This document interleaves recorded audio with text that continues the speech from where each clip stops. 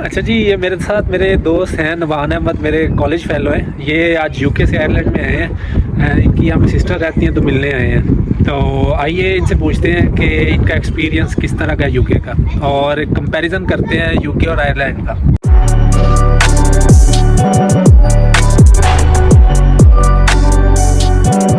अच्छा नवान भाई, यूके आप किस तरह गए थे?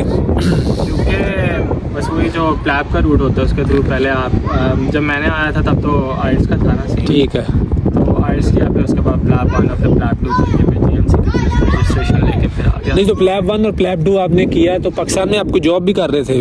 पाकिस्तान में मैं साथ से जॉब्स कर रहा था, और लेकिन साथ में आप इसको भी कंटिन्यू किया? साथ में इसको भी कंटिन्यू किया, मैनेजेबल था। ठीक है, कर सकते, सही है। डिफिकल्टी लेवल इतना नहीं है इसमें। ठीक है। आई थिंक यूके और मतलब आयरलैंड का पाथवे जो है थोड़ा सा डिफरेंट इस तरह से है कि प्लैब 1 और प्लैब 2 आपको यूके के लिए करना पड़ता है रजिस्ट्रेशन के लिए, और आयरलैंड में है कि आप आइट से ओईटी करो और देन फिर आप रजिस्ट्रेशन के लिए अप्लाई कर दो आफ्टर हाउस जॉब।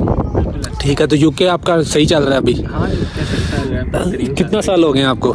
यूके मुझे 2 साल से ज़्यादा हो गया अब तो। 2 साल से ज़्यादा हो गए हैं। ठीक है। तो आगे क्या प्लान है? आप ट्रेनिंग में आगे जाने का प्लान है? ट्रेनिंग में जाने का प्लान है। तो ट्रेनिंग मिल जाती है इजीली यूके में? हाँ, ट्रेनिंग मिल जाती है, जिस स्पेशलिटी में भी आप जाना चाहते हैं मिल जाती है। सर्जिकल स्पेशलिटी थोड़ी कम्पिटिटिव है। ठीक है। उनके लिए आपको अपना अच्छा पोर्टफोलियो वगैरह बिल्ड करना पड़ता है। ठीक है। स्पेशलिटी से कमिटमेंट वगैरह शो करनी पड़ती है। ठीक है। लेकिन जो मेडिसिन की स्पेशलिटीज़ हैं वो तो आपको मिल जाती है मिनिमल एफर्ट के साथ मिल जाती है। तो इसके लिए कोई एग्ज़ाम वगैरह तो नहीं होता? आपने जैसे अप्लाई करना होता है? नहीं, अगर आप हाँ मेडिकल स्पेशलिटीज़ में जाना चाहते हैं तो उसके लिए एग्ज़ाम नहीं होता। आप ठीक है। ऑनलाइन अप्लाई करते हैं। ठीक है। इंटरव्यू के बाद आपको IMT मिल जाती है, जो कि इंटरनल मेडिसिन की जनरल ट्रेनिंग है। ठीक है। ठीक है। फिर उसके बाद आप हायर स्पेशलिटी ट्रेनिंग में चले जाते हैं। ठीक है।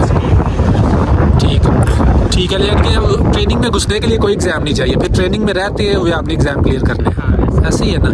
अच्छा, आयरलैंड का एक ड्रॉबैक ये है कि यहाँ पे जो है ना आपको ट्रेनिंग बड़ी मुश्किल से मिलती है। कुछ स्पेशलिटीज़ हैं जीपी वगैरह या एनेस्थीसिया वगैरह, उसमें आपको डायरेक्टली थोड़ा बहुत, अगर वो भी डिमांड एंड सप्लाई पे डिपेंड करता है, अगर तो मतलब इनको ज़रूरत है तो आपको दे देते हैं, अदरवाइज ये ट्रेनिंग आपको नहीं देते। तो वहाँ पे ये है कि जो बाकी जो मेडिसिन की स्पेशलिटीज़ है ना, हाँ। यहाँ यहाँ से सर्जिकल स्पेशलिटीज़ है। सर्जरी का मुझे इतना खास आइडिया नहीं, मैं मेडिसिन में काम कर रहा हूँ। हाँ। जो मेडिसिन की स्पेशलिटीज़ हैं उनके लिए आपको एग्ज़ाम नहीं चाहिए कोई। नहीं चाहिए? ठीक है।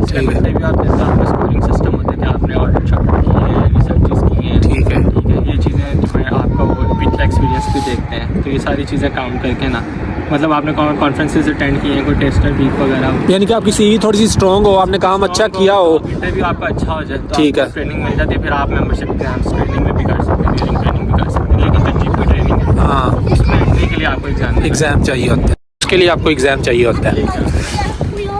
वहाँ पे मतलब सैलरी स्ट्रक्चर क्या है? सैलरी ठीक है वहाँ पे? हाँ, सैलरी सही है, मतलब एक जो अच्छा मतलब छोटी फैमिली है उसका अच्छा गुजारा हो जाता है, एक बंदे की अर्निंग के साथ हो जाता है। ठीक है। तो मतलब कितने % सैलरी आप बचा लेते हैं और कितने % आपका खर्चा हो जाता है?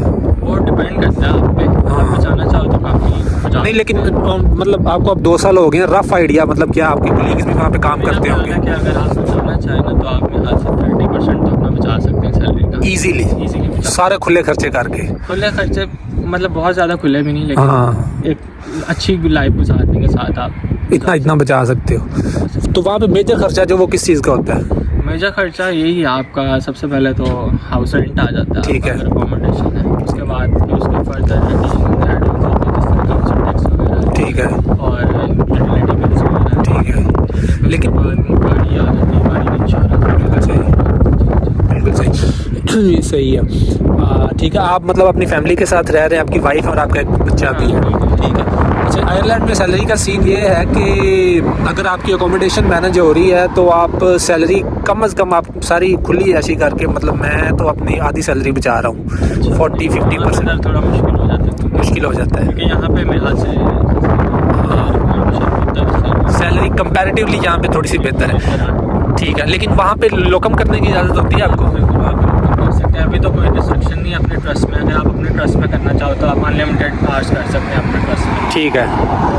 और अगर अपने ट्रस्ट से बाहर करना चाहें तो वो 20 आवर्स पर वीक की मेरा ख्याल है, जहाँ तक मुझे याद पड़ता है कि वो रिस्ट्रिक्शन है। ठीक है। लेकिन अपने ट्रस्ट में आप जितना मर्जी लोगों यूज़ कर सकते हैं। कोई आपको कोई मतलब कोई रुकावट नहीं है। अच्छा, यहाँ का जो ड्रॉबैक है ना आयरलैंड का, वो ये है कि आप 2 साल के लिए लोकम नहीं कर सकते, आपको उसी हॉस्पिटल के साथ कॉन्ट्रैक्ट में रहना पड़ता है। 2 साल के बाद फिर आप, जब आपको स्टैम्प 4 मिल जाती है, देन आप लोकम के लिए एलिजिबल होते हैं। अच्छा, नहीं यहाँ पे यह है कि जब आप कंफर्टेबल हो जाए अपनी नई जॉब, लेट से स्टार्ट हुई है तो कंफर्टेबल हो गए महीने 2 महीने बाद, तो उसके बाद आप लोग स्टार्ट कर सकते हैं, लोकम कर सकते हैं। तो ये वैसे एक अच्छा एडवांटेज है, क्योंकि इससे आपकी सैलरी जो सी है ना बड़ी बूस्ट हो जाती है। एडवांटेज है। अगर आपको कोई एक्स्ट्रा खर्चा वगैरह आ गया तो आप इजीली लोकल वगैरह करके उसको पूरा कर सकते हो। और आप किसी चीज़ का कोई इलेक्ट्रॉनिक्स लेने को गाड़ी लेने, हाँ। तो वो कर सकते हैं। ठीक है।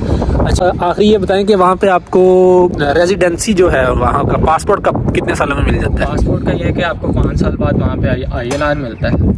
ILR क्या है? ILR है इंडेफिनिट लीव टू रिमेन। ठीक है। एक तरह से परमानेंट रेजिडेंसी कह लें आप उसको। ठीक है, तो 5 सालों बाद मिलता 5 है। साल बाद वो आपको मिलता है। और वो कितने साल ILR हो तो देन फिर आपको पासपोर्ट इशू 1 करते साल के बाद ILR के 1 साल के बाद मिल जाता है। मिल जाता है। लेकिन अगर आपका जो बेबी अगर वो UK बॉर्न हो, ठीक है। जैसे ही आपको ILR मिलता है तो बेबी को पासपोर्ट मिल जाता है उसका। अच्छा, जैसे ही ILR आपको मिलेगा 5 सालों बाद बेबी को फौरन पासपोर्ट मिल जाएगा। ठीक हो गया। अच्छा, यहाँ पे जो है, यहाँ पे यानी कि आपको 6 सालों में के अंदर अंदर आपको पासपोर्ट मिल जाता है, आप नेशनल बन जाते हो। यहाँ का सीन ये है कि आपको 2 साल पहले आपको स्टैम्प 1 होती है, 2 साल के बाद आपको स्टैम्प 4 मिलती है। ठीक है, वो टोटल 4 साल हो जाते हैं। 2 साल के बाद आपको स्टैम्प 4 मिलती है, तो वो उसको बोलते हैं परमानेंट रेजिडेंस। जब तक आप 3 साल परमानेंट रेजिडेंस पे रहते हो तो देन फिर आप पासपोर्ट के लिए अप्लाई करते हो। तो यहाँ पे तकरीबन आपको 5 से 6 साल लग जाते हैं। टाइम ड्यूरेशन तकरीबन सेम ही है। सही हो गया, तकरीबन इतना सही है। अब आपको स्टैम्प 4 मिल जाता है, उसके बाद फिर आपको वीज़ा भी तो रिक्वायर्ड होता है। स्टैम्प 4 के बाद आपको वीज़ा रिक्वायर्ड नहीं होता, लेकिन स्टैम्प 4 का ये मतलब हरगिज़ नहीं है कि आप जो है ना, मतलब आपको पासपोर्ट मिल गया है। तो स्टैम्प 4 के बाद अगर आप जॉब छोड़ना चाहो तो छोड़ सकते हैं। स्टैम्प 4 के बाद आपको यहाँ पे रहने के लिए ना वर्क वीज़ा रिक्वायर्ड नहीं होता, या आपको जो कॉन्ट्रैक्ट रिक्वायर्ड नहीं होता। आप अपनी मर्जी से कहीं भी जाके काम कर सकते हो, लोकम कर सकते हो, देन आपको लोकम की इजाज़त होती है, अदरवाइज आपको लोकम की इजाज़त नहीं होती विदाउट स्टैम्प 4। टैक्स वहाँ पे कितना कटता है? टैक्स मेरा ख्याल से जो कुछ अमाउंट होती है वो टैक्स फ्री होती है। हाँ। ठीक है, जैसे 12,500 जो फर्स्ट आपका होता है, हाँ, वो आपको टैक्स फ्री होता है। ठीक है। उसके बाद जो है उसमें कुछ लिमिट है अराउंड 50,000, तो तब तक जो है ना आपका टैक्स 20% कटता है। लेकिन जो आप उससे एक्सीड करते हो तो वो 40% आपको कटता है। मतलब जो नॉर्मल मेरे ख्याल से एक ऐसा छोटी जॉब है यहाँ ट्रस्टेड डॉक्टर की जॉब है, तो उसमें ये है कि आपको जो नॉर्मल सैलरी आपकी रेगुलर सैलरी है हाँ, वो 20% को ही टैक्स उसमें कटता है। सही है। लेकिन जो आप एक्स्ट्रा लोकम्स वगैरह करते हैं फिर उस पे ज़्यादा कटता है। वो फिर वो लोकम की जो सैलरी होती है उसको 40% आपको कट के मिलती है सही सही। जो लोकम पे। अच्छा, एक चीज़ जो है कि यूके में आपको थोड़ा सा देसी माहौल ज़रा ज़्यादा मिल जाता है, खाने देसी मिल जाते हैं आपको, देसी ज़रा आपको ज़्यादा वहाँ पे देखने को मिल जाती है, इंडियन पाकिस्तानी। मैं जस्टिन में रह रहा हूँ तो हाँ। वहाँ पे तो आपको पता फिर हाँ। वहाँ पे जो चीज़ पाकिस्तान में मिलती है वो जस्टिन में लाजमी मिलती है। सही हो गया, सही है। चलिए नुमान भाई, बहुत बहुत शुक्रिया आपका, जज़ाकल्लाह।